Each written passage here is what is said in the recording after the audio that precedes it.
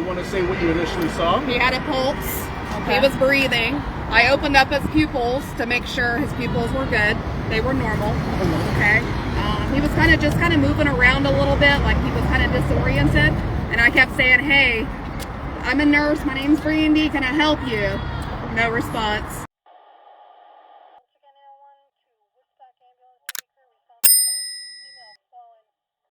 So when you bloggers or whatever figure out what y'all want to say, it's not no one against no other. It's nothing but justice for Dro. It's nothing but Tyrone Davis. That's all what it's about. That's it. That's all. Tyrone Davis. We going how far we gotta go to the limit. We going to the top about justice for Dro. That's right. The same mouth you looking at right now was the same mouth on the corner having car washes for burying the Jenny's son, Renee's son. Yeah, this family, the same family. It ain't about what you did, what we did, but we done been through them with all of them. So guess what? Ain't no backing down now. Ain't no backing down now. The funeral is the 24th. I keep saying funeral. The 24th, I'll get back y'all with answers on where when by Monday. As of January 17th, more information has come out about the tragedy involving Tyrone Davis Jr. His family will leave from Fort Lauderdale today and head down to Gainesville, Florida to get more answers. While down there, the family will speak to two people who had just left a restaurant in the area, and they would be the same two people to find Dro laying in the street close to the underpass on Archie Road. The couple will go into detail about Dro being found by himself, and they will also speak about Lulu finally arriving on the scene just about 2 minutes before the ambulance will take him to the hospital. However, sadly, according to them, they said Lulu did not pull up and appear to be worried about what happened to her boyfriend, but they said she appeared to be more concerned with getting her story straight. Also, in a previous video, I would show which side of the road that Tyrone was said to be on. However, it was determined that Tyrone's body was actually on the opposite side of the road going towards the Papa John's, but they had just left the Papa John's. Somehow, someway, they would end up going back the same way that Papa John's was. So at some point, they must have turned around, and it had to be once they passed up under that bridge if Tyrone was obviously found on that side of the road. We got the whole family walking to meet the nurse that found my cousin on the side of the road. The whole family.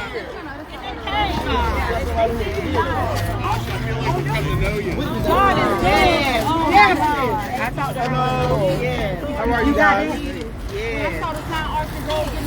Oh Lord.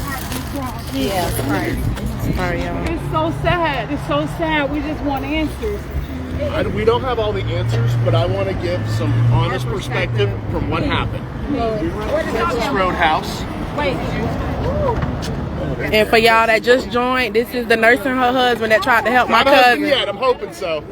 Okay, fiance. But 5 o'clock, we left Texas Roadhouse, like 5:02. We were at this light behind a car. Yes. There was a red car in front of us. There was another guy involved too. Yes, I talked to him. Okay, you talked to him? Yes, okay, I good. got his information. He pulls forward and he stops. And I'm like, what's this guy doing? And I honk and he turns his blinkers on. Like, okay, he's not working. We go around, we see someone's in the road. She's a nurse, so we immediately pull over. So where were you not to stop y'all? We were in this lane. His outside His lane? car would have been right here. He had the flashers on. He has flashers. We got here, we see his body. He was up there about 15 feet. Yep. We get out. She immediately runs over. I had gloves in the car. She's checking him. You want to say what you initially saw? He had a pulse. Okay. He was breathing. I opened up his pupils to make sure his pupils were good. They were normal. Okay. He was kind of moving around a little bit, like he was kind of disoriented. And I kept saying, "Hey, I'm a nurse. My name's Brandy. Can I help you?" No response. Kind of just kept moving around a little bit. While she was on the ground, I was surveying the area. One of the things I want to mention, I believe you said he always had 2 phones on him. Yeah, 3. He had 3. Oh, 3. Yes, 3. He had a this is what I thought was suspicious, is there was his wallet and his phone. There was about $15 in cash, like, laid out like this, as if to show this wasn't a robbery. It looked like someone set it there, like all nice. The wings were right by his feet. They hadn't been opened. The pizza was all over the road. The other thing I want to say, why was the car going this way if the pizza place is down that way? Right. That's the important thing I wanted to relate. That's a They popular should not have been coming that way And the with fresh hotel is food. this way. And their hotel was over here. Yes. So they were coming back, which didn't make sense with that story. But we called Thank you. 911. By the way, I heard the report there was a homeless person who saw something. I was standing here, I didn't see anybody. So I just wanted to mention that. Because we kind of thought that was a robbery or something like that. So we were trying to be super careful, wondering if there was anybody around. And we didn't see anybody. I told the guy that had pulled over that had the flashers on, I told him, I said, call 911 right now. Yeah, I said, have you called 911 yet? He said, no. I said, call right now. And guess what? So, He reached out to me. Good. And he said that he was grunting when he Yes. walked over to Before him. you guys As he pulled over, he saw paper in the road, so he slowed down. Then he saw a body. He said he thought it was a homeless person in the street, but he got out his car and realized the paper was money, not paper. And that's when he said he picked the money up to put it back in his wallet. Okay, well, there you go. So at the end of the Maybe day, he he did said that. you pulled up. But he said when he walked over to him, he was just grunting and moving. Like kind of We moved got like out. that. We got out right after he did. So Yeah, there's so it's very right little there. time. Yes, very little time. What I want you to When check you out. say 15 minutes, Hold on. What do you want? I know exactly where he was, but what do you want us to But check what out? I want you to check out is find out when 911 got the call, and find out when the ambulance left, because she arrived about 2 minutes before the ambulance did. So if Before you, the ambulance? the ambulance was already here, and she showed up. And the thing that I talk about is I don't know if she was driving or someone else was driving. She alleges she was driving. I'm going to say this. I have a lot of first responders in my family. I've been in a lot of these situations. When someone has a loved one that's on the street like that, you come up and you're like, oh my God, what happened? Is he okay? I was up at the gas station. I was waiting for him. I sure hope he's okay. That's why I wanted to talk to you guys. She showed up to give her story to make sure it was set straight. It was not like, where is he? Is he okay? Let me in there with him. It was I'm glad nothing. you said that. I was nothing like actually that. got the concern. ambulance. There was no concern on her at all. And I told that to the police at the moment, and yes, and here's the thing, January 6th, Gainesville, Gilchrist, no, Gainesville, I'm targeting just y'all. I talked to this guy, he reached out to me right after it happened. I had 400 and something messages in my inbox going live. Something say on January 6th, check your messages. And the guy said I was the first one on the scene, and they joined me. They say the nurse was not my wife or my girlfriend. They came in another car afterwards. I said, let me ask you a question. Did you talk to the police? He said, I gave them my number. I gave the detectives and the police on the scene, and they never called to this day. They told the Davis family, we've been reaching out to him, but we couldn't get an answer. They also said that they wanted answers. This is my cousin daddy, y'all. Thank you so much. Thank you so much. Thank you so much. Thank you, my brother. Thank you so much. Yes, God is in the mix. We asked the detective, we asked that first guy that robbed, witness number one. Hold on for a minute. I want y'all to give me a briefing on what y'all witnessed and what y'all saw. okay, we've been all the catching, time. we've been catching Tasha up. We were at this light. We come through. There was a car in front of Hold us. on. I am. Okay, go. He turned his blinkers on, so we went around him. We go around him. We see he didn't stop because his car was broken, but there was someone in the road. She's a nurse. That's her job. She says, we got to get out and help them. We get out. She goes up and helps him. I'm securing the scene, making sure it's safe. I didn't see anybody else around. We must have been there. I don't know the timeline. I gave Tasha some information that could help figure out the timeline. Because we called 911 less than a minute after the other gentleman called 911. That's just a minute. Yes, sir. And she assessed stayed him. with her. She stabilized him. She made sure his neck was okay. We got him out of the road and moved him to the side. Yes, sir. I did see on the ground right by him was his wallet with money sticking out, a cell phone. He had his wings. The pizza was all over the place. And what I told him is what I thought was weird is the pizza place is that way. And he had fresh hot food. Why were they going this way again if the hotel was over there? That didn't make sense to me. There's a lot of things in this consistency that don't make sense. Like I say, okay, go ahead. Okay, oh. So as we're there, we might have been there 15, 20 minutes. I don't know the timeline. The way to find out the timeline is find out when they called 911 and find out when the ambulance left to go to the hospital. You get that timestamp because she pulled up. I don't know if she was driving or someone was driving her. We did not look for that. She pulled up. She as a who? Kiera. I don't know. Okay. Lulu showed up. She didn't come up to us. She went up to him because they were putting him on the stretcher in the ambulance. And she had no concern in her voice. She had no. If she was on the side of the road and I drove up, I would be like, oh my God, what happened? Is he okay? Right. She was not like that. She was there to get her story straight. That's all she did. She kept repeating. It's like she rehearsed in her mind. She's like, I'm gonna get my story. Tasha, come on. Go live. Let this man speak. This is right here. This right here. Hold on. Let him speak. Go ahead. Finish on what you were saying. And that's what I was saying. Repeat that last word. It was the fact that she showed up. And by the way, she got that boot on her foot. She was moving pretty quick. She was not hobbling at all. But she went up to the ambulance just to say, oh, I was up at the Circle K. He was upset and got out of the car, and I was waiting for him for 5 minutes. It was no 5 minutes. It was close. She said they had an argument, and he was hot, and so he got out of the car. And that would make no sense to get out of the car right here. I am worried that if he got out of the car and she spun off, she might have bumped into him.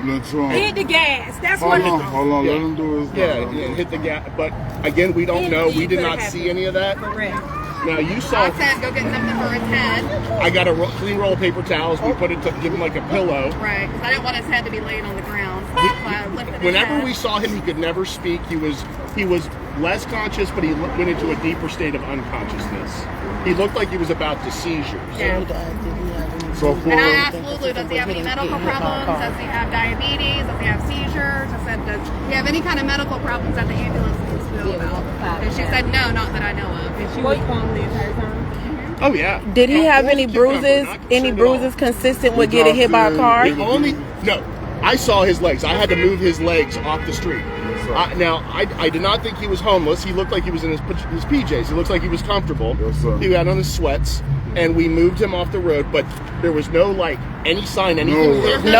No signs of getting hit by a car. The only thing on him Was the spot, which was Right like here. a round spot Right here. That's all we saw. And I just love the And could that have been when y'all pulled him out the road? He got the scratches on We his didn't pull him, but me and the other guy, we lifted him up to get him off the road safely and gently. Because he was in the right lane. Yeah, he was in the lane. Yeah. we moved him So over prior from to the the right lane prior to to the the right lane. paramedics arriving on the scene, where was the Lulu girl? Well, we never saw her. She only pulled up the last 2 minutes before he left to go to the hospital. We stuck around until the ambulance went. She told us that she saw the light. We were here for a while, so if you could, we know it was 5:02 p.m. when we left the restaurant, so it was still daylight out, but the sun was setting quick. By the time we left, it was dark out. About how long was the ambulance here? Ambulance was maybe here less than 5. Well, maybe they came over to help you, and then they put him on the stretcher and got him over there. So the ambulance was probably on scene about 7 minutes. Real quick, real It was fast. pretty quick. And they took him in under John Doe. But she said I see. I don't know that because he had a wallet with him. Yes, they did. She Now said he sometimes circled around sometimes they and do that to protect victims. They don't. Yeah, you can ask the nurse. So they told us that he was under John Doe, but my brother was there. And then they moved him to a trauma name because they didn't know. Which is normal for hospitals to do that if they think it's a suspicious something that's going on. Thank you That for is saying that. normal from my perspective working in hospitals. That was So what I once wanted to again, Yes, as sir. a father, right? You telling me this girl said she didn't have no concern? If this was my loved one, I'd be like, why is she so cold? She had no concern in her voice. She was She more didn't concerned. contact us at all. She was more concerned of getting her story straight so she wouldn't get in trouble. From my perspective. I asked her who she was. I said, who are you? And she said, I'm his girlfriend. I'm glad it's And I said, does he have any medical problems? Wow. But y'all didn't know where she came Did the police contact you? I can tell you, she came. No. Okay, She so would there's have the to- question. They she wasn't said no, the Circle K. police She has would not have to come contacted up them. here, make a U-turn and come back. I don't know what It was like a white SUV, wasn't it? A white Infinity White truck. Infinity truck. That's it. Last scene. That's it right there. Right there. That's it. That's her vehicle And right that's there. her truck. On Archer Where she Road. got out of it, but it was a I passenger wasn't paying attention, but that She point, saw this it. place was crawling with law enforcement and emergency services, so I wasn't watching. I was for that. focused on Tyrone, and he was watching everything else. Yeah. And I want to thank y'all. I want to thank y'all so much because at the end of the day, we still just looking for answers. Brother, do not lose faith in people. I'm not. I heard something you said, and that hurt my heart, and that's why I wanted to talk to you because Yes, sir. there are good people out there. There's so We'll many stay good people. together. We thank you. Kiera has the phone now. We don't have none of his belongings. Now, Natasha and Big Tyrone are making it very clear that they don't want any drama. They just want justice for Dro and they don't feel like the story is adding up. It was also made very clear that the Jennings and Davis side are standing together for justice. The only problem they seem to have had was Dro's mother wanting Lulu at the funeral, and she made it very clear when they were setting up arrangements that she'd be there. However, the Davis side of the family was not going for it, and that appeared to be where the divide came in. Signs say Archer Road. It's like a heavy burden.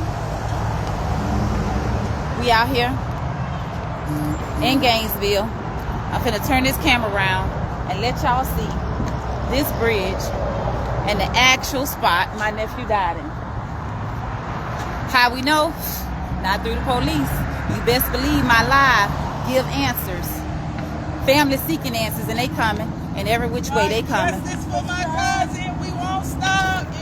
They on both sides of the bridge, but I want to come down here exactly to show y'all this bridge and where we at. My nephew was found right up in this area, right here. Now y'all see that bridge? My nephew was found right here in this area. There's no way, if he was in the middle lane and got out to the right and ended up in this second lane right here, I'm sorry, in this little foyer right here, if he ended up in this foyer, and let me be specific, with a white beater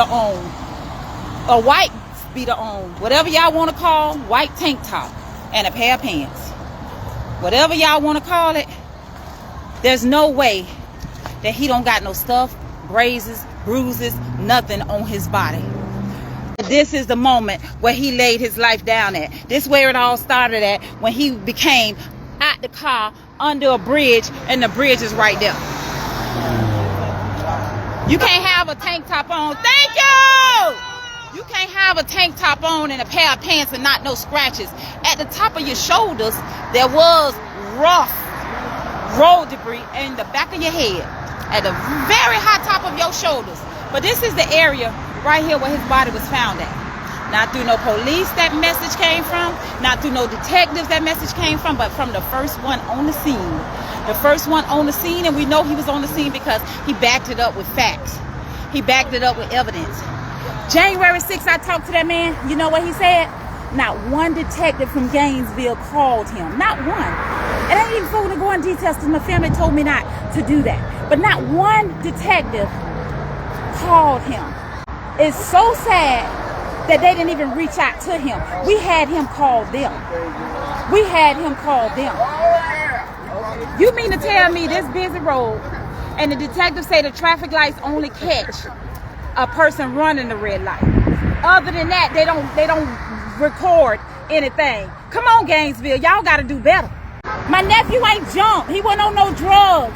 He got a reputation where people trying to slander his name. Nicky Stokes. But guess what? He was not an alcoholic. He drove trucks for a living. He was not an abuser. If that's the case, why did a witness call the police on Kiara Davis, a.k.a. Lulu, at the Ritz-Carlton in Miami? Why did she go to jail for jumping on my nephew public records in Miami? I was so happy that people was joining the cause to take a stand for justice for Dro. I got a heart. My family got a heart. We loved on the Jennings, just so you know. We was always connected all these years with our other sons, doing car washes, doing whatever it takes. We came together to make sure those boys go to rest. Why not? Why not? If you're going to tell the story, baby, tell the whole story. And without me trying to explain the situation, regardless of what you think, regardless of a side, it never was a side. The only thing that Davis had an issue with, we was not dealing with Lulu at all. We was not coming to grips with Lulu at all. It's our choice. But if that side decide to do that, that's fine. We got her nephew, Renee nephews out here, Renee mama out here, and guess what? They willing to take a stand and fight for answers. See, the division coming, and that's how it's supposed to come, to see how we're gonna react. We got love for that family, and that's why we come together for that family. But one thing we ain't gonna do, and we have our right, we're not dealing with no lies, and we're not having this woman in our dwelling, because at the same time, no. All you didn't do when you was over there at the hospital. We're not promoting violence. We just want to know what belongs to us, what happened. You know, my son, he didn't go from "Babe, I love you, everything" to jumping out of the car. And it happened. It happened like we ain't accepting that. We ain't accepting that at all. This is Renee mama right here. You know what? Miss Aura Lee want answers. She right here. And then right here. Yes. Oh, yeah. I want to answer. I want to know what happened to my grandson. Because I know somebody murdered my grandson. Come on now. Yes, they Come did. on now. Say whatever you want to And he say. shouldn't have went out like that. And he wouldn't have went out like that because he loved his family. He loved his family. He wouldn't have did that. He wouldn't have hurt himself. He wouldn't have killed himself. That's right. No, he wouldn't have. Lulu, you failed. And you lied. And you didn't contact us. You didn't contact You us. didn't share Renee, no you information. got a call the next day. You didn't contact us either. And I asked my family to give you a pass. You drove to Gainesville 4 hours away. And then you called my mama and said he fell at the gas station and bumped his head. And now he in the hospital, brain dead. I told my family to give you a pass. They was upset. You didn't even dial the number. Come on, y'all. You didn't. The very next day when you got the call or whenever you got the call, we supposed to got a call. If y'all gonna tell the story, Nikki Stokes, tell the whole story. Tell them how we extended our hand to that mother so many times to Renee, letting her know, come over, we need to get together, we need to have, she said, out her own mouth. I said, Renee, we want to go ahead and move forward and make funeral plans. And I said, we asking for you to come over so we can move on and make those funeral plans. We understood she was grieving, and we showed empathy for that. And I said, it's only one request the Davis family is asking. And that is for Lulu not coming to the funeral. And thank God it's already settled. Now she won't be coming. I'm going to say that first. But the first thing she said out my mouth, her mouth was, well, Kiara coming. And I was like, ooh, I can't tell my family that. So I held it inside. I kept it to myself and told them. She said she'll get back with me and let me know. And in my heart, I was like, Renee, I heard what you said. That's what I told her. I heard what you said. I said, Renee, think about it, pray about it. And I said, and then get back with me and let me know what you want to do, because we never had no problems with Renee family and our family. We always been as one. So after a few days, they asked me, well, what did she say, Tasha? I said, she didn't say nothing. I didn't hear from her. So guess what? Her time expired. We moving on. Because I couldn't tell them what she had told me. So what I did was plan a candlelight. I planned a candlelight and said we're moving on. And then we got a call to say, why my mama ain't know nothing about this? Oh, why my mama ain't this and that? And when y'all say she's quiet, the family wasn't quiet. It was coming all through her daughter, the nonsense, the foolishness, and this and that. But I ain't even gonna give them that much power on this live. We here for one thing, so I'm gonna cut that short right now. My heart continues to go out to this family. Whatever is done in the dark will come to light. Let me know your thoughts on what you felt the two witnesses had to say. Also, don't forget to hit that like button and share to make your people aware. And as always, remember to stay woke. Things change quickly.